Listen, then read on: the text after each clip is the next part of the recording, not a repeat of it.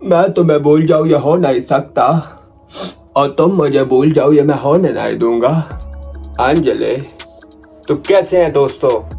ये था थोड़ा शोधापन नहीं, थोड़ा वो क्या बोलते हैं, जान दिखाना, ये वो हो सकता है कुछ लोगों के दिमाग में आए, लेकिन आए भी तो क्या। एनीवे, काम की बात पे आते हैं। बाल चाल भी खराब है, दाढ़ी शाड़ी भी नहीं बनी, लेकिन जो भी आज अब वीडियो बनाएंगे, आज मैंने इरादा किया है तो ये होगा। एनीवे, तो आज की वीडियो थोड़ी इन्फॉर्मेशन होने वाली है, व्लॉग्स भी आएंगे, क्योंकि अभी दोबारा जो है हम फॉर्म में आ गए हैं। फॉर्म में नहीं आए, लेकिन थोड़े एग्जाम से थोड़ा टेंशन थोड़ा रिलीज हुआ है। जो एक प्रोसेस था वो हो गया। एनीवे, एग्जाम्स आने वाले हैं, ये तो ख़त्म नहीं होने वाले, कबर तक लेके जाएंगे ये किताबें हम, लेकिन क्या करें। तो जो लोग तुर्की आना चाहे उनके लिए ये वीडियो बहुत ही इंपॉर्टेंट होने वाली है, लेकिन जो लोग तुर्की में इंटरेस्टेड नहीं है, मतलब उनका यहाँ क्या काम। जाओ कहीं अच्छी सी वो सेटिस्फाइंग वाली वीडियो लगा लो। वैसे भी हमने कौन से इस चैनल से पैसे कमाने हैं, हम तो सदका ही जारिया करते हैं। तो ये हो गई भाई स्टार्ट। अब हम आते हैं ऐसे ही बैठ के बात करें। अगर किसी को ये ज़हन में आ रहा है कि हमने ये कंबल यहाँ पे क्यों लगाया, क्योंकि वहाँ से रोशनी आ रही थी, तो हमने सोचा कंबल ही लगा लो, कोई ना कोई जुगाड़ बना ले। जो भी है, कहाँ गए। इस तरह तो वीडियो बहुत लंबी हो जानी है। वो कहते हैं ना, प्रिपेयर होके आना चाहिए। भाई हम प्रिपरेशन नहीं करते, हमारे साथ इतना टाइम ही नहीं होता। ओह, मिल गया। तो तुर्की और तुर्की के खर्चे बहुत ज़्यादा है, हद से ज़्यादा है। आने से पहले 5 बार सोचना। अगर 5 बार सोच रहे हो तो खैर 6ठी बार भी सोच लेना, अगर मेरा मशवरा मानना है। खैर, ये मैं कौन होता हूँ आपको बताने वाला, आप खुद ही अंदाज़ा कर ले। आप यहाँ पे रह सकते हैं, रह नहीं सकते, वो आप पे डिपेंड करता है। सबसे पहले हम बात करेंगे फूड के बारे में।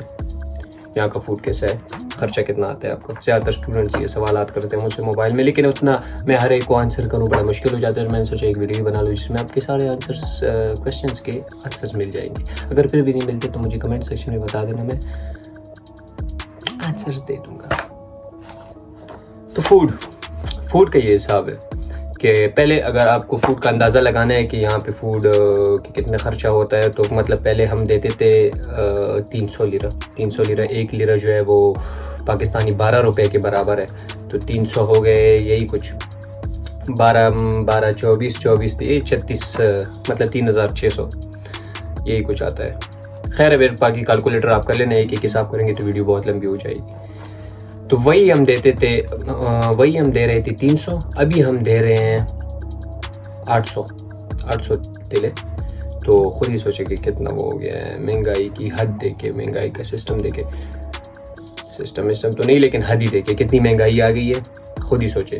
अब ये डिपेंड करता है कि आप किस तरह का खाना, अगर आप चाहते हैं कि नहीं वही मैं तो जो है प्याज के साथ रोटी तोड़ के खा लूँगा, तो हाँ, फिर आपका अभी भी 300 लिरा में गुजारा हो सकता है। 300 नहीं तो आप 200 में भी गुजारा कर सकते हैं। लेकिन अगर आप बिल्कुल ही रोज़े रखना चाहते हैं तो खर्चे बहुत हो गए। पूरी दुनिया में महंगाई हुई है, तो तुर्की में तो बहुत ही ज़्यादा आ गई है। एनीवे, आगे जाते हैं।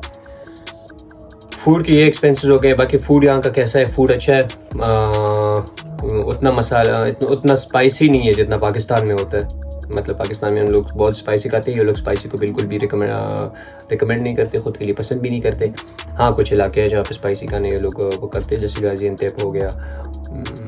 मेरी नज़र में तो अभी तक गाजियाबाद ही है जहाँ पे स्पाइसी लोग खाते हैं। इसके अलावा जो अरब है, अरब की दुकानों पे आपको स्पाइसी खाना मिल सकता है, लेकिन तुर्की से आपकी अगर स्पाइसी की उम्मीद है तो ये उम्मीद नाउमीदी में बदल ले। ये है 800 तक आ जाता है नॉर्मली, मतलब 800 मंथली। अगर 800 मंथली से मेरा मुराद है अगर आप ग्रुप में रह रहे हैं। ग्रुप में मतलब हम 4 बंदे रहते हैं, तो मैं 800 मंथली देता हूँ उनको, सिर्फ अपने फूड के एक्सपेंसेस के लिए। इसके अलावा जाते हैं कि घरों के खर्चे कितने हैं, घरों का सिस्टम क्या है। यहाँ पे घर का सिस्टम ये होता है कि 1+1 होते हैं, 2+1 होते हैं, 3+1 होते हैं। अब ये 1+1, 2+1, 3+1 का मतलब क्या है? 1+1 मतलब 1 रूम 1 हॉल होगा। 2+1 मतलब 2 कमरे 1 हॉल। इसी तरह 3+1 मतलब 3 कमरे 1 हॉल। तो इस हिसाब से इस चीज़ें होती है, ये घर होते हैं। और इस घर के पहले आपको डिपॉजिट देनी पड़ेगी। पात्रोन जैसे बोलते हैं, घर के जो साहिब है, साहिब उसको बोलते हैं, जो मालिक है उसको आपको पहले डिपॉजिट देना पड़ेगा। अब ये 2+1 है। मसलन आप ऐसी से एग्जांपल ले लेके घर कितने महंगे हैं या कितने उसके एक्सपेंसेस है, तो इसका हम दे रहे हैं, पहले हम देते थे 1500 लीरा डिपॉजिट, हम नहीं दिया था, 1500 लीरा हम इसका महीने का किराया देते थे। सेम अभी वही घर है, हम 3000 लीरा किराया दे रहे हैं, क्योंकि चेंज हो गया साल। हमारा जो कॉन्ट्रैक्ट था वो फिनिश होने के बाद जबकि महंगाई आई तो पात्रों ने कहा भाई या तो घर से निकलो या मुझे इतने सारे पैसे चाहिए। भाई मुझे नहीं पता, हमने कहा चलो हम क्या करें, हम तो मजबूर लोग हैं भाई, हम तो गरीब लोग हैं। खैर खर्चे इतने, ये जो है घरों के इतने खर्चे आते हैं, मतलब नॉर्मली 3000 वो कर लो, 3000 डिपॉजिट कर लो, तो अभी बहुत महंगे घर। नॉर्मली एवरेज अगर मैं आपको तुर्की में बताऊँ तो आपको 4000 से नीचे घर नहीं मिलने वाला। 4000 लीरा की बात मैं कर रहा हूँ। मैं जितने भी यहाँ डीजेस इस्तेमाल करूँगा वो लीरा में ही है, मैं पैसों की बात नहीं कर रहा, अगर मैं कहीं भी तेले का वर्ड यूज़ ना भी करूँ तो 4000 ये हो गए। तो आप खुद हिसाब लगा लें, इसको मल्टीप्लाई करें 4000 को 12 से, तो आपको पता लग जाएगा कि घरों के कितने। और इसमें बिल्स जो है वो इंक्लूड नहीं है, बिल्स हमें खुद नहीं। बिजली का बिल कितना आता है नॉर्मली एवरेज, अगर आप बहुत यूज़ करें, बहुत अयाशी कर रहे हैं, तो बिजली का बिल यही कुछ 200 तक आ जाएगा। और यही अगर गैस का भी सेम है, 200 तक आ जाएगा। पानी का बिल इतना ज़्यादा तो नहीं आता खैर, लेकिन अगर बहुत ही ज़्यादा आप यूज़ कर रहे हैं, मतलब यहाँ पे अक्सर गर्म पानी आता है, तो गर्म पानी में तो कहीं फिर निकलना मुश्किल हो जाता है, तो उस हालत में फिर आपको यही कुछ एवरेज 150 लीरा तक देते हैं। ये है, तो ये हाउस का हो गया।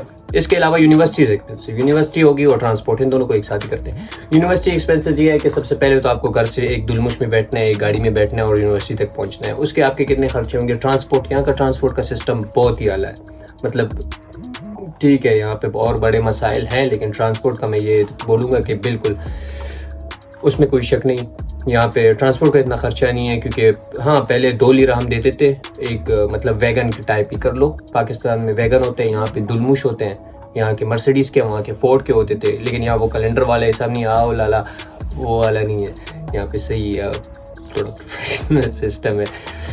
तो ये हो गया।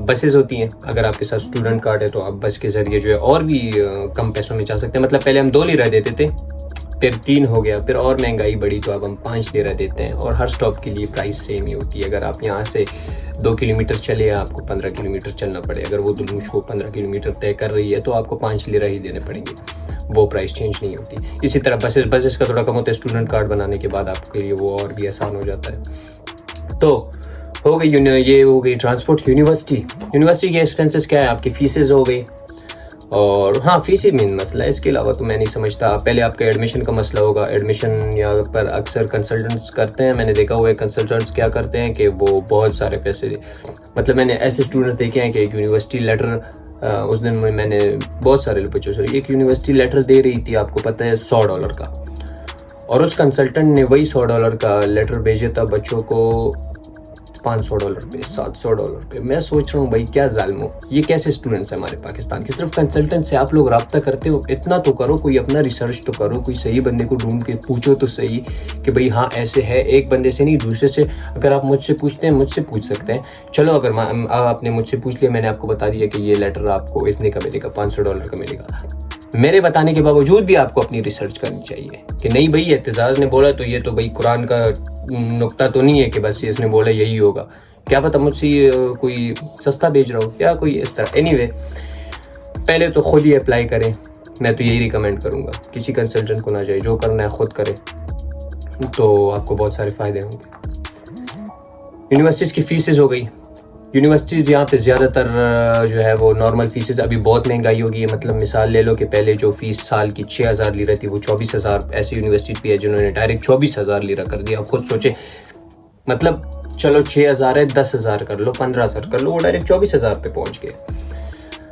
तो वो भी महंगाई की हद पे चले गए हैं, मतलब कारोबार बन गया है। तो वो तो हर जगह पे एजुकेशन से कारोबार बनाया हुआ है। कोई भी ये जो एड्स वगैरह देते हैं ना कि भाई education is best for our children upcoming community, सारा बकवास, मत सुने दे, सब पैसों के चोर है। तो यूनिवर्सिटी के और क्या मसले थे, यूनिवर्सिटी के और ये मसले हैं कि एक एडमिशन हो गया, आपकी फीसेस नॉर्मली रेंज करती, हाँ टर्किश में होंगी आपकी क्लासेस, टर्किश ज़्यादातर यहाँ पे लोग टर्किश बोलते हैं। अगर आपको टर्किश नहीं आती तो बराए मेहरबानी वहाँ से ही कुछ सीख के आ जाए, थोड़ी बहुत क्लासेस ले ले वैसी यूट्यूब से इधर उधर से, क्योंकि अगर आपको इंग्लिश आती भी है और आप अपनी इंग्लिश पे फ्लेक्स कर रहे हैं, yo I know English and this and all, you know our family was born in America, ये चीज़ें नहीं चलने वाली। वो जो बर्गर पन है ना, वो उधर इस्लामाबाद में छोड़ के आना, सही है। यहाँ आते वक्त तुम्हें टर्किश बोलनी पड़ेगी, यहाँ तुम्हारी इंग्लिश का कोई फ़ायदा नहीं है, न तुम्हारी इंग्लिश को कोई सुनने वाला है।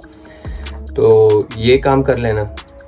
तो हाँ, अगर आपका वो डिग्री जो है वो इंग्लिश में है तो उसमें फिर आप इंग्लिश में स्टडीज़ कर सकते हैं, लेकिन ये है कि इंग्लिश के कोर्सेज़ महंगे भी होते हैं, उनके एडमिशन भी महंगे हैं। हाँ, उसके लिए आपको एक प्रोफिशिएंसी टेस्ट भी देना पड़ेगा। और यहाँ पे टर्किश क्लासेस लेने के लिए अगर आप टर्किश में लेना चाहें, लेना पड़ेगा, क्योंकि 80% जो है यूनिवर्सिटीज़ वो टर्किश में है, टर्किश में कोर्सेज पढ़ाती है। उसके लिए आपको पहले वो करना पड़ेगा, एक कोर्स लेना पड़ेगा जिसका नाम है तुमेर, जो 5 क्लासेस पर मुश्तमिल होती है, जिसकी एक क्लास 4 वीक की होती है और एक क्लास में आपको 100 में से 60 से ऊपर नंबर लेने पड़ते हैं। और उसकी प्राइस आई थिंक $1100 है, तो वो आपको अलग से पे करने पड़ेंगे। पहले आपने 8 महीने वो पढ़ना होगा, उसके बाद आप क्लासेस को ज्वाइन कर सकते हैं, टर्किश क्लासेस को। अगर आप इंग्लिश फैकल्टीज़ को ज्वाइन करते हैं तो उसके लिए आपको एक प्रोफिशिएंसी टेस्ट देना पड़ेगा, जिसमें 100 में से 60 सेम वही है। अगर आपके 60 आ गए तो वेल एंड गुड, अगर आपके 60 से कम आते हैं तो आप, अगर आपकी अंग्रेजी कमज़ोर है तो उसके लिए फिर आपको ये करना पड़ेगा कि वही जो तोमेर का सिस्टम था, लैंग्वेज टर्किश लैंग्वेज सीखने के लिए जो क्लासेस थी, वही सेम क्लासेस आपकी इंग्लिश में भी अप्लाई होगी। आपको इंग्लिश भी उसी तरीके से एक प्रोसेस से गुजरना पड़ेगा, क्लासेस देनी पड़ेंगी और उसको एक लेवल, जैसे कि लेवल A1 होता है, A2 होता है, B1 B2 एंड C1 के बाद आप स्टार्ट कर सकते हैं यूनिवर्सिटी। यह होगा यूनिवर्सिटीज़ के मसले मसाइल।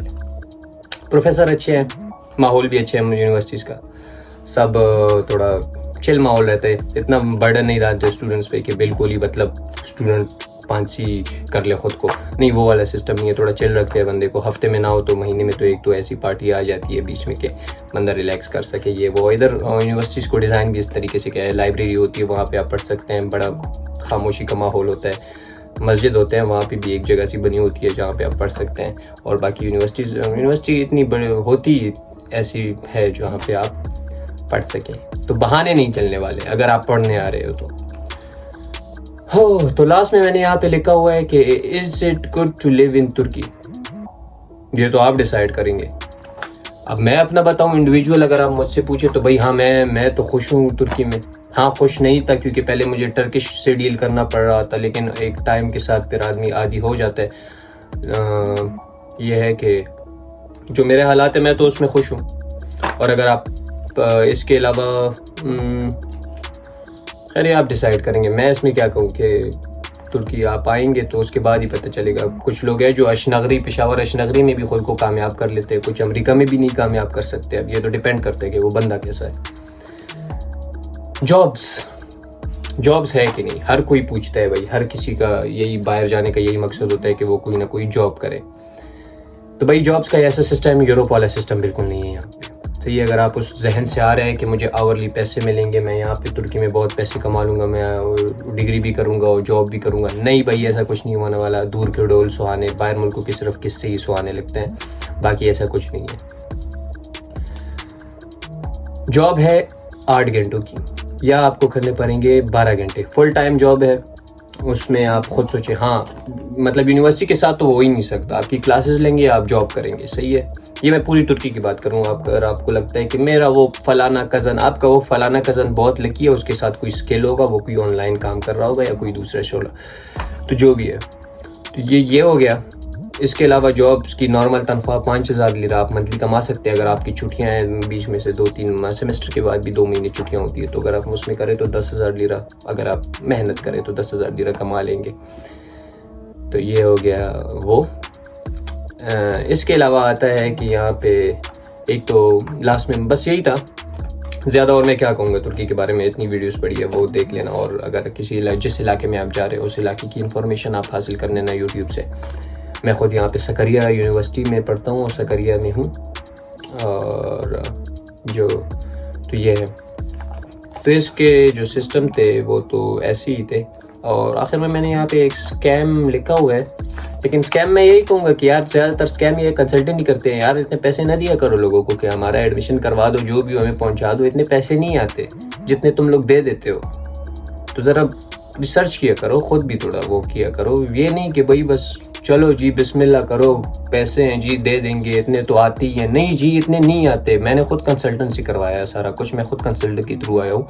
लेकिन अब मुझे पता चला कि मैंने क्यों इतनी क्या बोलते हैं उसको, लापरवाही की।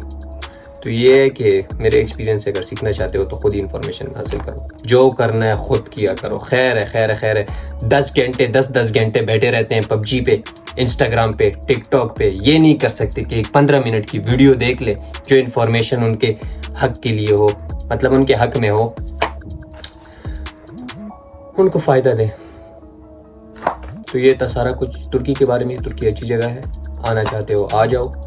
और अगर तुम मेहनती बंदे हो तो तुम तुर्की में, हाँ ये है पाकिस्तान से निकलो। मौजूदा हालात ऐसी हैं पाकिस्तान के, ना हमारे पाकिस्तान की गवर्नमेंट स्टेबल है, ना कुछ स्टेबल है, ना जॉब स्टेबल है। ये है कि यहाँ पे आने के बाद थोड़ा आपको ब्रॉड माइंडेड जहनियत मिलेगी, आप थोड़े ब्रॉड माइंडेड हो जाएंगे और फर्दर दुनिया भी आपके लिए ओपन है। इंटरनेशनल लेवल पे आपके दोस्त बनेंगे। आपका एक जो वो मिजाज है, वो जो क्या बोलते हैं सक्सेस के लिए जो अप्रोच है, वो जो है आपकी थोड़ी चेंज हो जाएगी, आपके ख्यालात चेंज हो जाएंगे। उस सोच से निकले। वो हमारे, क्योंकि पाकिस्तानी क्या करते हैं कि वो जैसे कि एक आर्टिस्ट हो गया, उसको वो लोग डम बोलते हैं, लेकिन यहाँ पे आर्टिस्ट को आर्टिस्ट ही बोला जाता है। तो इतनी इज्जत रखते हैं ये लोग। बाकी यही है। अगर इसमें मैंने बहुत सारी चीज़ें शायद मिस कर दी हूँ, लेकिन जो चीज़ें मैंने मिस कर दी, वीडियो बहुत लंबी हो गई है तो, और मैं कितना बताऊँ यार, अब एक वीडियो में सारा कुछ तो नहीं बता सकता। व्लॉग्स के ज़रिए थोड़ा थोड़ा बताता रहूँगा आपको इसके अलावा भी। तो ये हो गई सारी वीडियो, और जो चीज़ें मिस हो गई वो मुझे कमेंट सेक्शन में, अगर आपके कोई क्वेश्चन है तो वो कर लेना, मैं आंसर कर लूँगा उन्हें। और तब तक के लिए नए व्लॉग इंशाल्लाह जल्दी आएंगे। इतना हाँ, अभी थोड़ी क्लासेस वगैरह चल रही हैं, मैं सोच रहा हूँ अगले हफ्ते बना ही लूँ। तो तब तक के लिए अल्लाह हाफिज़। याद रखिए ज़रीन भाई को, और हमारे लाइक की खिदमत तो कमेंट में बताना।